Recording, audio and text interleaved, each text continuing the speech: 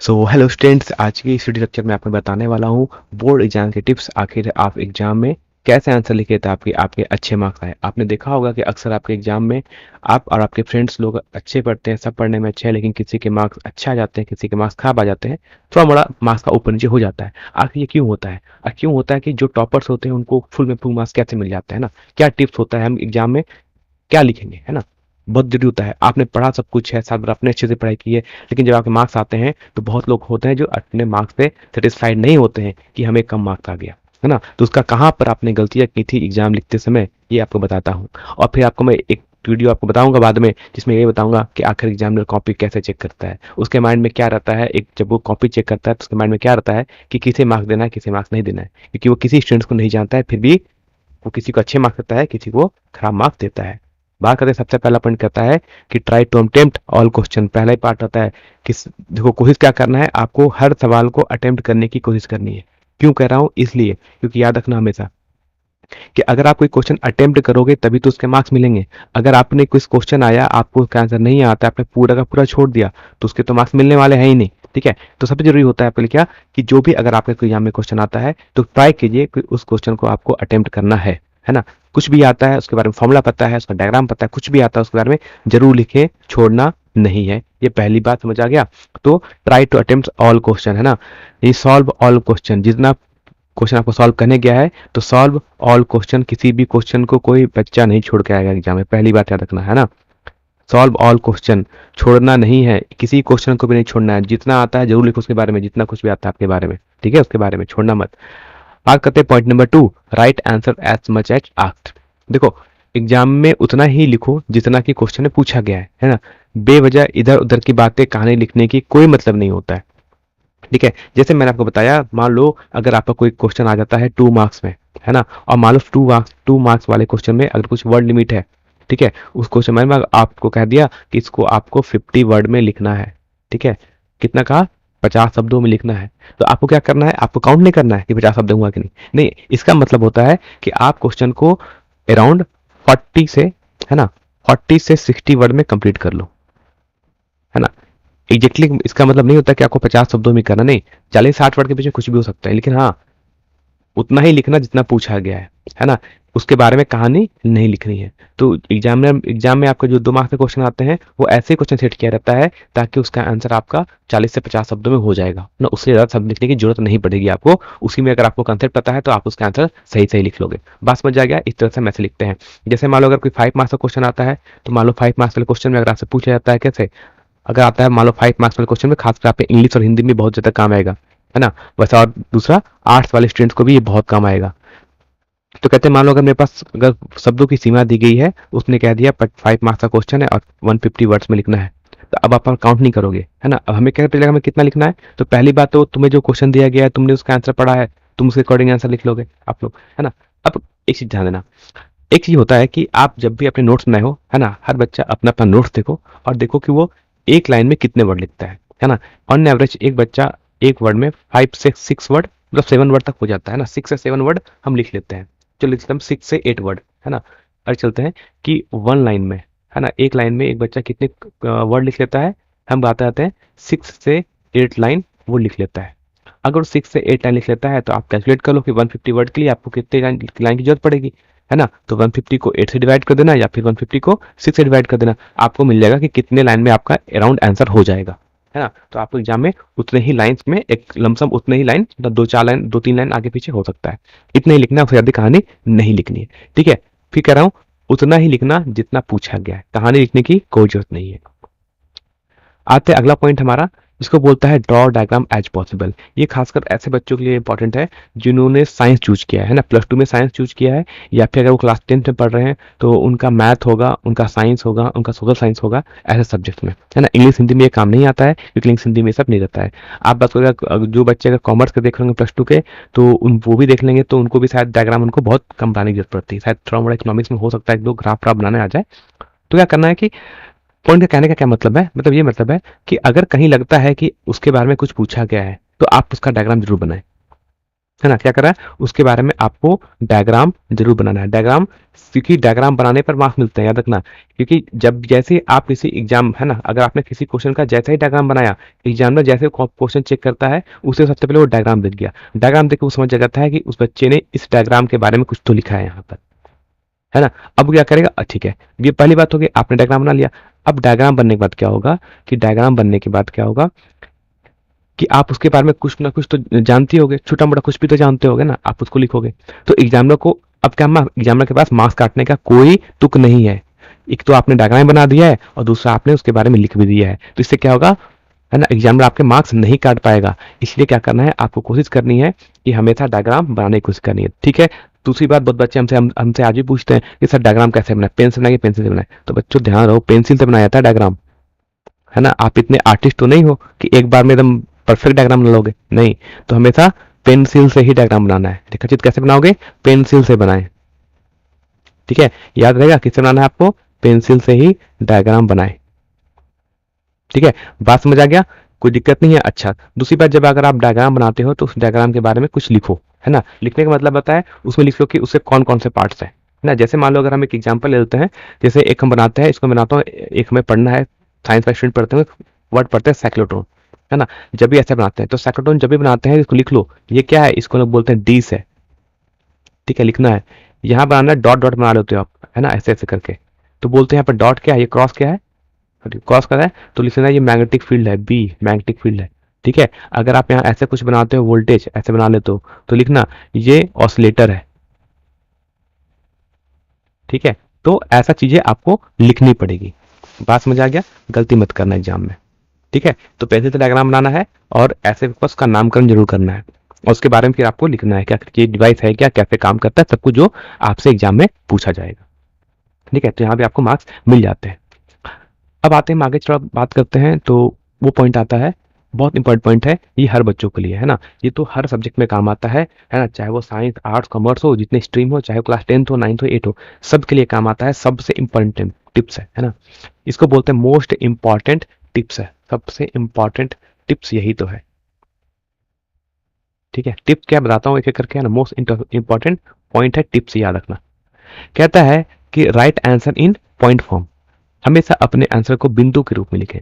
इसका क्या मतलब है सर, है ना, हम ऐसे लिखें तो क्या दिक्कत है, दिक्कत नहीं है। आपने आंसर वही लिखा है, आपके फ्रेंड ने भी आंसर पॉइंट बना के लिखा है, लेकिन आपके फ्रेंड को पॉइंट, जितने पॉइंट बना के लिखा है ना, उसको अच्छे मार्क्स मिल जाएंगे। क्यों, क्योंकि देखो, अगर मान लो कोई क्वेश्चन आ जाता है आपके 3 मार्क्स में, है ना, मैं कह रहा हूँ कि अगर कोई क्वेश्चन आ जाता है आपका मान लो 3 मार्क्स में, क्या करोगे, है ना। देखो पहली बात ना, मैं आपको बाद में बताऊंगा जो एग्जामिनर कॉपी से कैसे चेक करता है, उसका मैं आपको बताऊंगा। एक छोटा सा बताता हूँ, एग्जामिनर क्या चाहता है कि उससे जो आंसर लिखा हुआ है वो उसे एक बार में दिख जाए, है ना, उसे खोजने की जरूरत ना पड़े।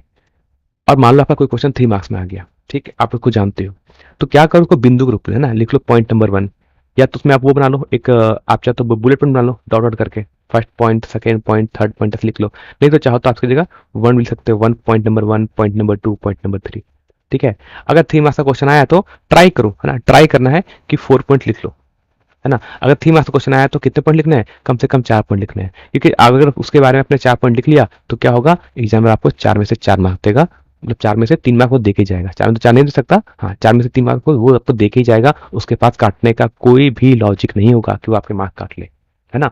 और इससे क्या होता है कि आपको वो हर एक पॉइंट उसे समझ जाता है, अच्छा पहले पॉइंट में ये लिखा, सेकंड पॉइंट में ये, थर्ड पॉइंट ये, 4 पॉइंट ये, अच्छा तो 3 मार्क्स क्वेश्चन है, उसने 1 पॉइंट उसने एक्स्ट्रा लिख दिया है, तो कहाँ से मार्क्स काटे, दे दो फुल मार्क्स, है ना। तो और इससे क्या होता है कि एग्जामिनर को आंसर इजीली दिख जाता है सबसे पॉइंट, है ना। तो ऐसे लिखना है। अब चलो कोई बच्चे हैं जो आर्ट्स वाले हमसे पूछेंगे कि सर हमारा तो हिंदी पढ़ते, सर हिंदी में कैसे लिखेंगे, नहीं, हिंदी में आपको क्या लिखना है, हिंदी में आपको लिखना है पैराग्राफ, है ना, पढ़ते हैं ना पैराग्राफ में लिखते हैं, हाँ, इसको बोलते हैं पैराग्राफ लिखोगे, किसमें, खासकर ये हिंदी, इंग्लिश और जो आर्ट्स वाले सब्जेक्ट है ना।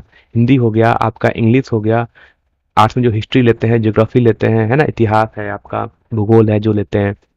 अगर आप चले जाओगे कॉमर्स वाले भी जो बच्चे होंगे, अकाउंटेंसी वाले तो खैर में मैथ आ जाता है ना, बीएस मैथमेटिक्स में मैथमेटिक्स है, ठीक है। ऐसे कुछ पेपर्स हैं जहां पर आपको लिखना है, तो वहां पर आपको हम क्या लिखना है, पैराग्राफ में फॉर्म लिखना है ना। कोशिश करो कि अगर 3 मार्क्स का है तो 2 पैराग्राफ में आंसर कंप्लीट करना, है ना, 2 पैराग्राफ में। 3 मार्क्स का है तो 1 पैराग्राफ, पैराग्राफ नंबर 2, ठीक है। इसको लिखना पैराग्राफ नंबर 1 और पैराग्राफ नंबर 2, ना 1-2 नंबर लिखना नहीं है, आपको सिर्फ बता दे रहा हूँ 1 और 2 पैराग्राफ में आपको आंसर लिखना है। वैसे अगर 5 मार्क्स में आते हैं तो ट्राई करो 3 से 4 पैराग्राफ में आपका आंसर हो जाए। ठीक है, वो कैसे लिखा जाता है आप पे पढ़ जाएगा होगा, नहीं है तो आप इसकी वीडियो में कमेंट में बोल देना कि सर पैराग्राफ में कैसे लिखते हैं आंसर, वो भी हम आपको नेक्स्ट वीडियो में बता देंगे, है ना। अगर कोई कमेंट करेगा, बच्चे ज़्यादा कमेंट करेंगे तो हम जरूर बताएंगे। ठीक है, तो आपको क्या करना है, ऐसे आंसर को लिखना है ना। तो मैंने कहा किस किस के लिए वैलिड है, तो आपका ये इंग्लिश के लिए, हिंदी के लिए, आर्ट्स में चले बाद तो आप अगर हिस्ट्री आ जाता है ना, हिस्ट्री है आपका, जियोग्राफी है, सोशलॉजी है, जो भी है ना, जियोग्राफी है, सोशलॉजी है, इकोनॉमिक्स आ जाएगा इस सब में। ठीक है, क्लास 10 में बात करो तो आपका सोशल साइंस आ जाएगा इसमें। ठीक है, इसमें आपका साइंस आ जाएगा, ऐसा आ सकता है ऐसा टॉपिक, है ना। तो वहाँ पे क्या करना है, आपको ऐसा पैराग्राफ में आंसर लिखना है। तो 2 पॉइंट मैंने आपको बता दिया। ठीक है, जो साइंस के स्टूडेंट्स है वो याद रखना कि उनके लिए एक और टिप्स है कि अगर ट्राई होता है तो फॉर्मूला जरूर लिखें, है ना। अगर किसी क्वेश्चन में अगर ऐसा आ जाता है जिसका आपको लिखना है, तो उसका अगर फॉर्मूला उसमें यूज होता है तो फॉर्मूला को आपको लिख के जरूर आना है, फॉर्मूला को मत छोड़ना, क्योंकि फॉर्मूला पे मार्क्स मिल जाते हैं, है ना। 0.5 मार्क्स तो आपको फॉर्मूले मिलते हैं, किसी चीज़ के पूछा गया और उसमें अगर कोई आपको लगता है ना लॉजिक है कि हाँ फॉर्मूला पुट कर सकते हैं, इसके बारे में पूछा गया, फॉर्मूले मुझे याद है तो फॉर्मूला लिख लो, फॉर्मूले पे भी मार्क्स मिलते हैं, है ना। 0.5 मार्क्स मिलता है। तो ये छोटे छोटे मार्क्स 0.5 मार्क्स, 1 मार्क्स ऐसे मिल मिलकर तो ये 3 मार्क्स बन जाते हैं, 5 मार्क्स बन जाते हैं, है ना। 5 मार्क्स एक साथ थोड़ी आता 5 मार्क्स, ये छोटे छोटे पॉइंट्स को एग्जामिनर देखता है, उसने ये लिखा है कि नहीं लिखा है कि नहीं लिखा है कि नहीं, और वो 5 पॉइंट मिल के उसके माइंड में आ जाता है चलो आपको 5 में से 4.5 देने हैं, 5 में से 5 दे ही देने हैं। ठीक है, ऐसे एग्जाम में आंसर लिखा जाता है ताकि आपके अच्छे मार्क्स आते हैं। बात समझ आ रही है, फिर से बता रहा हूँ, आपको एक वीडियो बताऊंगा नेक्स्ट वीडियो में कि कैसे एग्जामिनर कॉपी चेक करता है, एग्जामिनर कॉपी, एग्जामिनर के माइंड में क्या रहता है ना, और आपका फर्स्ट पेज कैसे लिखोगे, सेकंड पेज में क्या लिखना है ना, ये सारी बातें आते हैं। बहुत अच्छा पॉइंट है ना, अंडरलाइन द इम्पोर्टेंट, है ना, इम्पोर्टेंट कंसेप्ट। ठीक है, इंपॉर्टेंट कंसेप्ट को क्या करना है, आपको रेखांकित करना है, उसके नीचे अंडरलाइन करना है, याद रखना अंडरलाइन करना है। अंडरलाइन का क्या मतलब होगा बताता हूँ एक तरह से, है ना। क्या करना है, मैंने कहा अंडरलाइन द इम्पोर्टेंट कंसेप्ट, महत्वपूर्ण अवधारणा जो कंसेप्ट है उसको रेखांकित करें। सर इसका क्या मतलब है, कैसे हम रेखांकित करेंगे, ये तो एग्जाम लिखता नहीं है, लिखता नहीं है लेकिन आप कर सकते हो, है ना, कर सकते हो। करना क्या है, जैसे आपको बताता हूँ एग्जाम्पल, जैसे आपसे एग्जाम पूछ गया व्हाट इज कूलम्स लॉ, बोला सर ये तुम तो पता है सर, लिख देंगे कूलम्स लॉ क्या होता है ना, ये according to Coulomb's law this this this, है ना, आंसर आ गया सर ये है कूलम्स लॉ। बात समझा रहा है, बताओ कितने आप लोग ऐसा लिखोगे नहीं लिखोगे ना, बताओ जल्दी लाइव चैट बताओ मुझे करके, क्या आप ऐसा लिखोगे नहीं लिखोगे, आप लोग ऐसे एग्जाम लिखोगे। तो बोलो सर इसमें, इसे तो हम भी लिखते हैं, आप भी लिख दिया, क्या बड़ी बात है, नहीं बात तो यही है। आपको क्या करना है, आपको उठाना है अपनी पेंसिल, हर एग्जाम में आपको पेंसिल लेकर जाना है, याद रखना, है ना, हर एग्जाम में पेंसिल लेकर जाना है। अब पेंसिल से क्या करना है ना, लिखा है अंडरलाइन द इंपॉर्टेंट कंसेप्ट।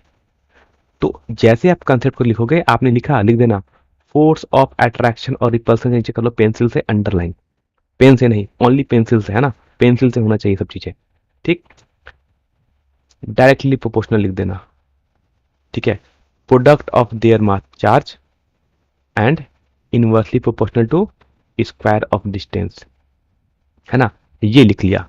अब एग्जामिनर क्या होगा ना, अब देखो कुछ बात समझ आ रहा है इसमें, क्या आपको अच्छा लग रहा है, एग्जामिनर जैसे कॉपी चेक करेगा ना, वो आपके पूरे स्टेटमेंट को नहीं पढ़ने वाला है कुलम्स लॉ में, अकॉर्डिंग टू कुलम्स लॉ वो क्यों पढ़ेगा, वो सब पता है एक, हाँ की कुलम्स ने लिया है तो कुलम्स नियम के अनुसार ही होगा, उसे क्या मतलब है। हाँ, कंसेप्ट क्या था, कंसेप्ट यहाँ इस बात पे था कि फोर्स ऑफ अट्रैक्शन और रिपल्सन, हाँ सर अट्रैक्शन भी हो सकता है, रिपल भी हो सकता है, ठीक, कहाँ होगा सर, तो दो बॉडी के बीच में होगा वो, और वो कैसे करेगा वैरी, दिखता है डायरेक्टली प्रोपोर्शनल होगा किसके, product of their charge and inversely proportional होगा square of distance between them, है ना।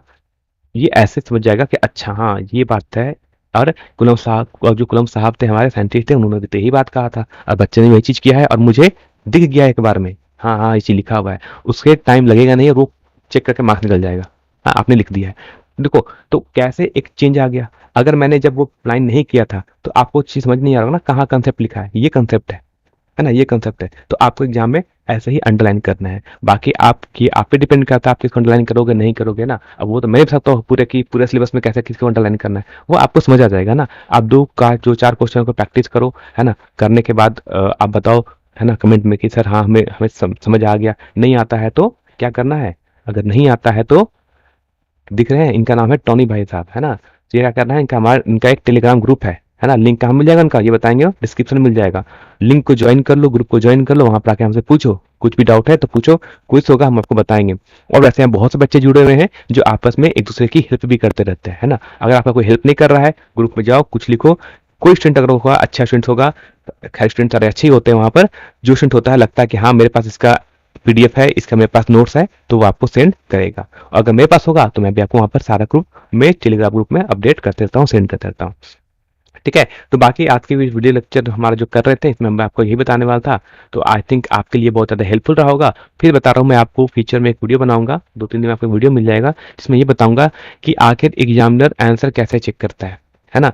ये बात तो आपको करके आना है, ठीक है। फिर बताऊंगा एग्जामिनर कॉपी कैसे चेक करता है, और आप कैसे एग्जाम में और आंसर लिखोगे। ये तो मेन पिन पॉइंट आप लिख लोगे ना, लेकिन पहला पेज कैसे स्टार्टिंग करते हैं, वो कैसे लिखना है, वो मैं आपको वीडियो में बता दूंगा, क्योंकि उसी के बेसिस पर एग्जामिनर आपके कॉपी चेक करता है, आपको मार्क्स देता है।